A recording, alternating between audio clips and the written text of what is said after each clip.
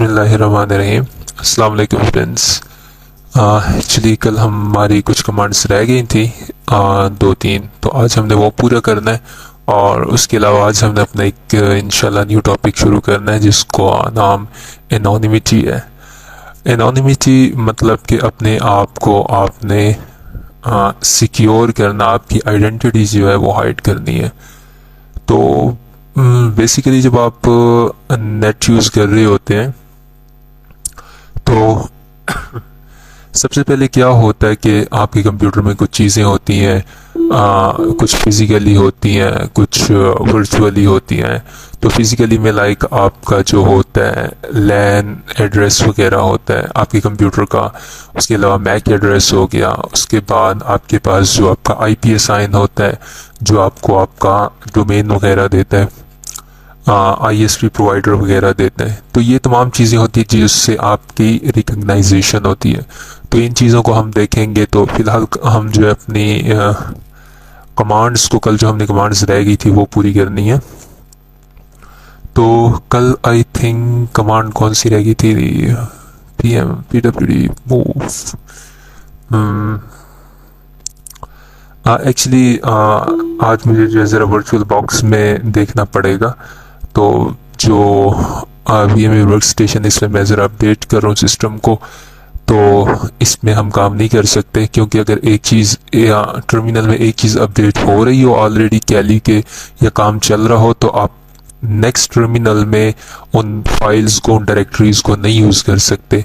Like इस वक्त में सिस्टम जो है अपडेट हो रहा है और इस वक्त डायरेक्टरीज जो है यूज़ हो रही हैं। अगर मैं उन्हीं डायरेक्टरीज को यूज़ करूँगा, वहाँ पे फाइल्स को राइट करूँगा, तो मुझे एरर्स आने शुरू हो जाएंगे।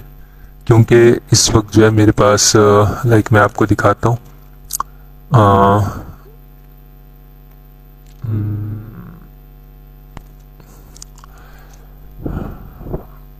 एक नया ब्राउज़र ओपन करते हैं।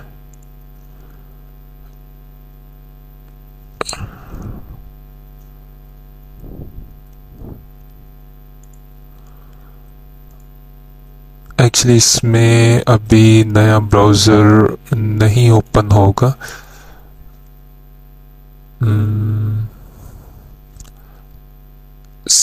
Usual applications, programming, system tools, और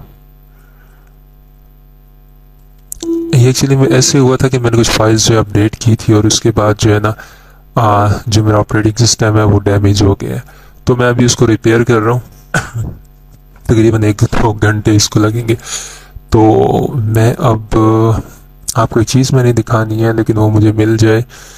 अनयूजुअल एप्लीकेशन, सिस्टम टूल्स, और उसके बाद टू टर्मिनल। ये देखें। अब मैं अगर करता हूँ इसको apt-get इंस्टॉल Tor।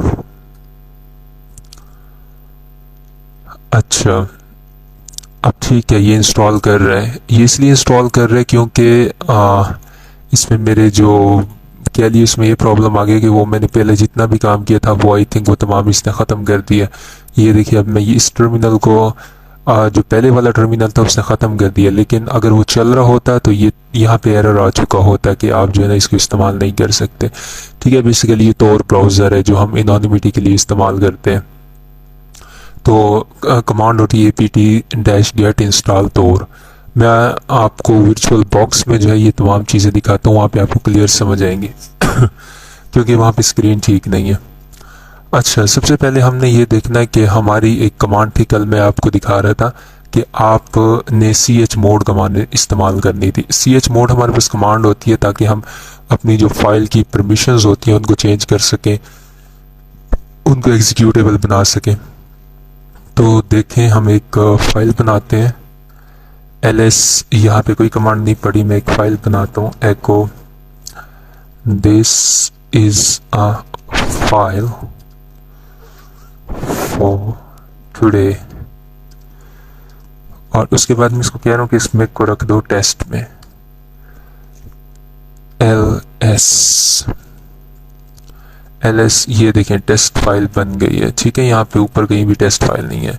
तो अगर मैंने इसको पढ़ना हो तो मैं कहूँगा कैट टेस्ट, तो ये देखिए इसमें फाइल है। अच्छा, अब मैंने इसको क्या कहनी है, एग्जीक्यूटेबल बनाना है, तो मैं इसको क्या करूँगा, मूव test और उसके बाद test.sh जो हमारे पास है वो आप बैच फाइल, जैसे विंडो और डॉस में आप बैच फाइल बनाते हैं ना, बैच फाइल में क्या होती है कि कमांड होती है, वो उन्होंने प्रोसीजरल एग्जीक्यूट होना होता है, मतलब कि एक वे में एग्जीक्यूट होना होता है। जो हमारा कमांड लाइन होता है उसने पढ़नी होती है फाइल को, उसके बाद वो कमांड जो एग्जीक्यूट होना शुरू हो जाती हैं। तो अब हमारे पास क्या चीज़ आ रहा है कि हमने इस फाइल को एग्जीक्यूटेबल बनाना है, sh। हमारे पास ये जो है शेल की फाइल है, ठीक है। तो अब मैं इसको कर दिया, एंटर किया, तो अब देखिए एक टेस्ट हमारे पास है, और अब मैं ये जो हमारी टेस्ट की फाइल है अब ये चेंज हो चुकी होगी। ये देखिए अब इसके साथ क्या लिखा आ रहा है, test.sh। और अब मैं अगर यहाँ पे परमिशंस वगैरह देखूँ कि इसको क्या परमिशंस मिली है, तो मैं कहूँगा ls-l, तो टेस्ट ls, इसको राइटेबल परमिशन सिर्फ मिली है। अगर मैं इसको कर दूँ ls-la, तो ये मुझे डिटेल में बताएगी तमाम फाइल्स जितने भी हैं ये। अच्छा, ये आपको कुछ डॉट प्रोफाइल की फाइल नज़र आई, जिस चीज़ के साथ डॉट आ जाएगा ना लिनक्स में, इसका मतलब है कि ये हिडन फाइल्स हैं, तो ये भी उसने शो करवा दी हैं तमाम। तो उसके बाद अब मैं यहाँ पे देखूँ टेस्ट की फाइल कहाँ है, test.sh, root user name, root password, write की परमिशन है। तो अब देखें chmod +x और test.sh। अच्छा, chmod +x का मतलब होता है कि इसको आपने राइटेबल बनाना है। अब हम क्या कर सकते हैं, इसको एग्जीक्यूटेबल बनाना है आपने। इसमें r भी होता है, w भी होते हैं, इस तरह की कमांड होते हैं, ये पैरामीटर्स होते हैं, जो x हमारे पास होते हैं पैरामीटर्स होते हैं। तो मैंने जब इसको क्लिक कर दिया, एंटर कर दिया, अब मैं देखता हूँ ls-l, और उसके बाद ये देखें sh का कलर जो है वो चेंज हो गया, कलर इसका चेंज हो गया। और ये देखें इसके साथ अब राइट की परमिशन भी आ गई, एग्जीक्यूटेबल की परमिशन भी आ गई। तो मैंने आपको पहले एक चीज़ दिखानी थी लेकिन मैं दिखा नहीं सका, लेकिन चलें अब इसको यूं करेंगे हम, टेस्ट sh, तो दिस कमांड नॉट फाउंड। अच्छा, अब लेकिन ये हमारे पास जो फाइल है ना, इसके अंदर क्योंकि कुछ हमने कमांड्स वगैरह नहीं लिखी तो वो नहीं चला, लेकिन इसके जो परमिशंस है वो चेंज हो चुकी है। लेकिन मैं आपको एक और फाइल दिखाता हूँ, कुछ जो मैंने डिफरेंट दिखाना था वो मैं आपको दिखा नहीं सका, एको न्यू, ठीक है, test2। तो ये मैंने कर दिया। उसके बाद मैं आपको कहता हूँ कि mvtest2 को क्या कर दो, test2.sh। अब ये ls में इसको करता हूँ तो इसने अब आप इसको डायरेक्ट देखें, चलाएं तो ये क्या कह रहा है कि कमांड नॉट फाउंड, सॉरी मैंने फाइल का नेम ठीक नहीं लिखा, test2.sh,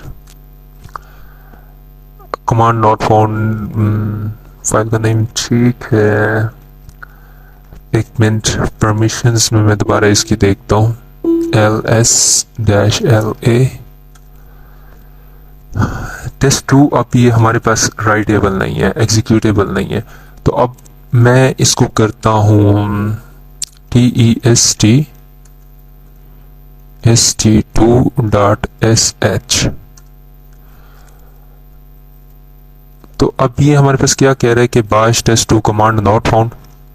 मैं इसकी दोबारा परमिशन चेंज कर दूँ, chmod +x test2.sh ls-la, l use कर लें, la यूज़ कर लें, दोनों आपके पास सेम होगा, ठीक है। अब दोनों की जो हमारे पास परमिशन हैं ये चेंज हो गई है। तो बेसिकली हमारे पास ये परमिशन चेंज करने के लिए होता है, उसमें जब आप कमांड्स वगैरह लिख देंगे तो फिर क्या होगा कि कमांड जो हो देंगी एग्जीक्यूट होना शुरू हो जाएंगी। अच्छा, उसके बाद exe फाइल बनाने के लिए आपने इसको आप test street2.sh। ठीक है, आप कर रहे हैं, लेकिन वो कह रहे हैं कि test command not found, direct नहीं चला सकते आप इसको। street2.sh यहाँ भी यही एरर देगा। तो वन टीज line 1 new command not found. ठीक है, लेकिन यहाँ पे फाइल को चला रहा है, लेकिन इसके बाद क्या हो रहा है कि इसके बाद परमिशंस नहीं है, सॉरी इसमें क्या है कि कमांड्स नहीं है, इसके लिए वो इसको एग्जीक्यूट नहीं कर रहा। अच्छा, उसके बाद हमारे पास एक और कमांड होती है, हमारे पास होती है मैन की। लाइक मैंने लिखा सी मैन cp। अब ये देखिए, मैन cp का मतलब है कि आपके पास अब जो है बहुत सारी इंफॉर्मेशन दे देगा वो।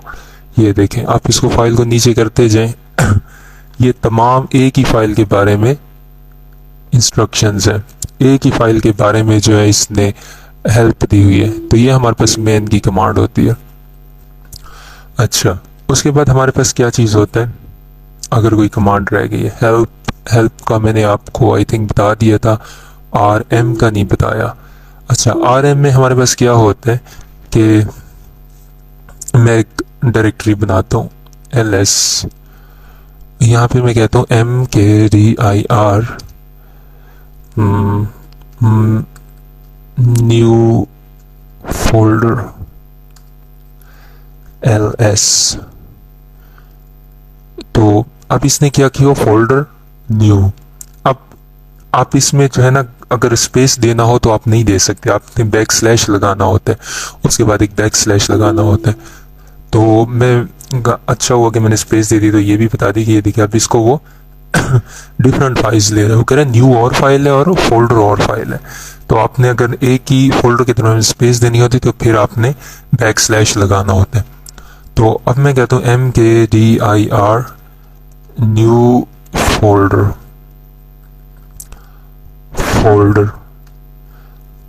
ls। अब ये देखिए न्यू फोल्डर एक बन गया। अब मैं अगर इसको कहता हूँ कि रिमूव, rm हम रिमूव के लिए होती है new folder, can not remove new folder is a directory. आप इसको रिमूव नहीं कर सकते क्योंकि ये एक डायरेक्टरी है।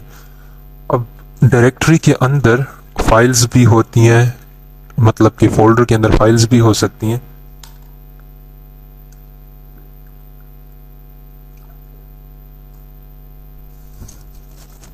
तो हम इसको rm -help करें तो मैं आपको एक चीज दिखाता हूँ। रिकर्सिव का मतलब इसके अंदर की तमाम चीजें डिलीट कर दो। डैश यहाँ पे एफ भी होगा, फोर्सली डिलीट कर दो।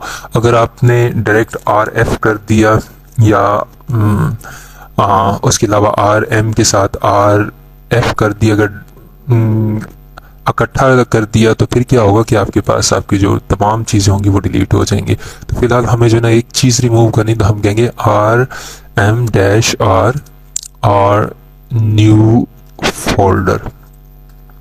ठीक है, अब अगर हम देखते हैं तो हमारे पास क्या होगा कि न्यू फोल्डर नहीं है। देखिए फोल्डर और न्यू पड़ा है लेकिन न्यू फोल्डर नहीं है। इसी तरह ही आपने rm करके टेस्ट अगर आप करें तो वो क्या कहेगा कि आप जो है ना टेस्ट को डिलीट नहीं कर सकेंगे क्योंकि ऐसी कोई डायरेक्टरी है ही नहीं। तो आप करें rm-test.sh ls करें तो आपके पास टेस्ट की फाइल नहीं होगी लेकिन test2 की फाइल पड़ी हुई है। अच्छा, उसके बाद आपके पास मैंने बता दिया, हेल्प बता दिया। हेल्प किस लिए होती है कि कोई भी मैं cp-help, तो ये अब मुझे थोड़ी हेल्प मिल रही है, ठीक है। लेकिन अगर यही मैंने मैन लिखा होता तो फिर क्या होता, फिर आप देखें मैन grep ग्रेप के बारे में मुझे हेल्प चाहिए। तो line 1 press H for help और Q फॉर क्विट। आपने Q दबा दिया। अब ये देखें, ये इतनी सारी मुझे हेल्प मिल रही है। मैन की कमांड जब मैंने टाइप की, सिर्फ एक कमांड के बारे में हेल्प है, ये तमाम कमांड्स के बारे में हेल्प नहीं है, ठीक है। तो मैं इसको क्यू कर देता हूँ ताकि क्विट हो जाए। अच्छा, नेक्स्ट अभी हमने देखना अपनी एनोनिमिटी।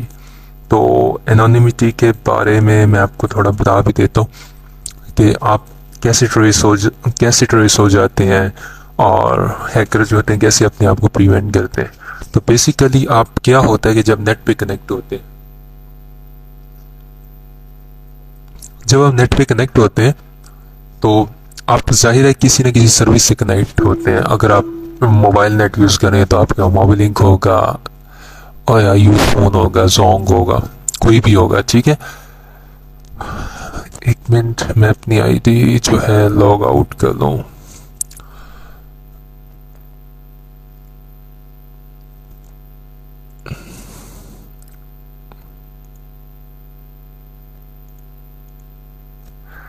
अच्छा, तो अब क्या होता है कि जब भी आप कनेक्ट होते हैं, आपका कंप्यूटर जो है कनेक्ट होता है, कैसे कनेक्ट हो जाता है, कौन आपको आईपी देता है।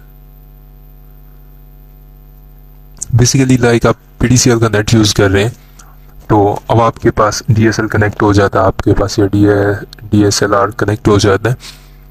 तो अब आप अपने राउटर से कनेक्ट होते हैं। जब राउटर से कनेक्ट होते हैं तो आपके राउटर के अंदर प्राइमरी डीएनएस होता है, दो डीएनएस एड्रेसेस होते हैं, डोमेन नेम सिस्टम के एड्रेसेस होते हैं। ये दो एड्रेसेस होंगे।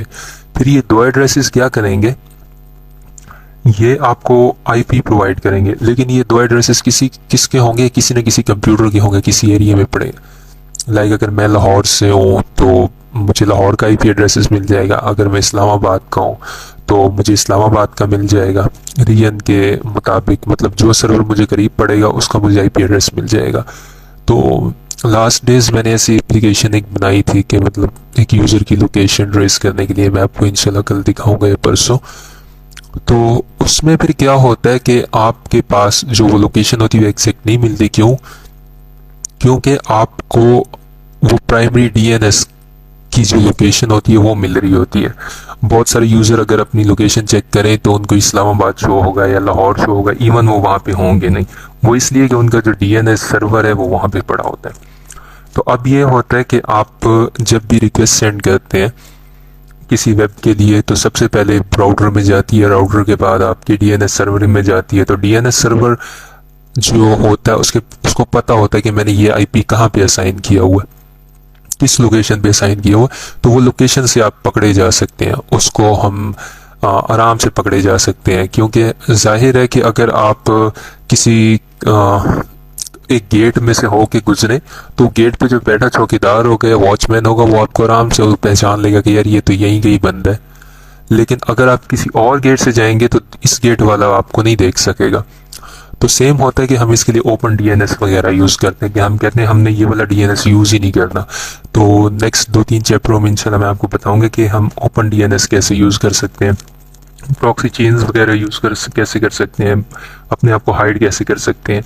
अभी अगर मैं अपने आप को देखूं मैं कहाँ पे हूँ तो देखता हूँ वो मुझे क्या बता रहा है।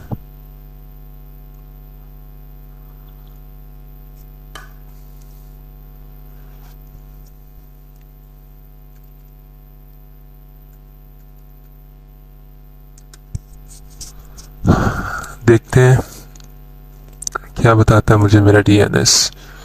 तो इसके लिए काफ़ी सारी साइट्स हैं। मैं देखूं मैं कनेक्ट भी हूँ नेट से या नहीं। कनेक्ट हूँ। तो इतना देर क्यों ले रहा है?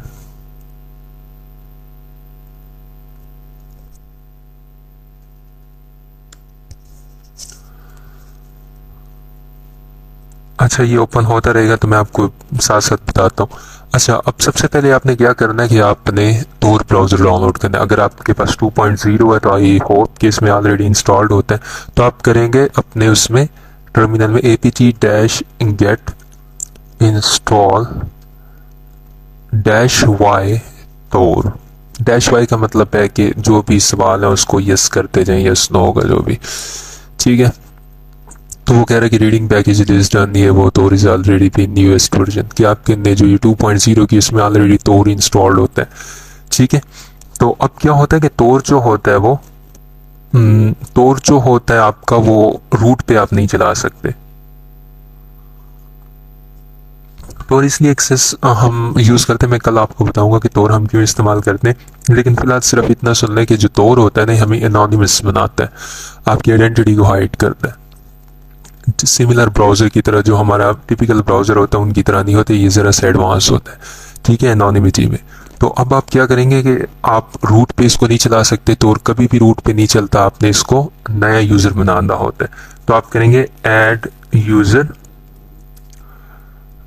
एक और कमांड भी होती है यूज़र ऐड भी होती है, लेकिन उसको ना चलाइएगा, ऐड यूज़र, और उसके बाद मैं कहता हूँ एनोनिमस, ठीक है, एनोनिमस मैंने किया। तो add user, the user anonymous already exist, मैंने ऑलरेडी बनाया हुआ है, तो मैं इसको कह रहा हूँ ऐड यूज़र जॉन। तो अब वो मुझे क्या कह रहा है कि वो कह रहा है कि ऐड यूज़र जॉन, और उसके बाद ग्रुप भी जॉन है, और उसके बाद क्रिएटिंग होम डायरेक्टरी, होम के अंदर। अब ये जो होम डायरेक्टरी होती है इसमें हमारे पास क्या होता है कि जितने भी यूज़र्स होते हैं वो होम के अंदर होते हैं, ठीक है। तो उसने क्रिएट कर दिया एंटर पासवर्ड, तो मैं इसको कोई ना कोई पासवर्ड दे देता हूँ, और रीटाइप, उसके बाद फुल नेम लास्ट नेम, इसको बस एंटर आपने करता जाने, और इसको यस करने दें, इंफॉर्मेशन करेक्ट, यस। तो ये आपके पास यूज़र बन गया, ठीक है। अब जब आप रीबूट करेंगे तो आपके पास, कल मैं आपको दिखाऊंगा इंशाल्लाह ये यूज़र बना होगा। तो बाकी इंशाल्लाह कल मिलते हैं, तब तक के लिए खुदा हाफिज़।